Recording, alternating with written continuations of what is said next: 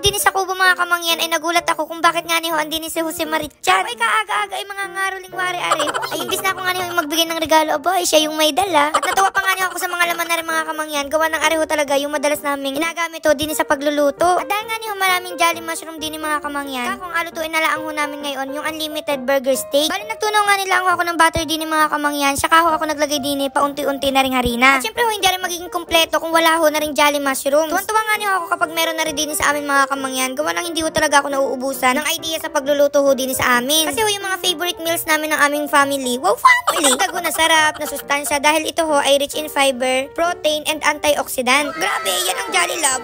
So yan, naglagay na ho pala ako ng gatas diyan mga kamangyan. Saka ko ho sinunod aring beef cube, paminta. Syempre ho aring toyo, yan yung magbibigay ng kakaibang kulay. Wow, kakaibang kulay. Syempre ho, garlic powder at konting tubig. At dahil nga ni ho okay na rin mga kamangyan, ayan, nagluto na rin na si Ate Tintin din na rin nga ni home fries. At dahil nga ni ho may kanin na, may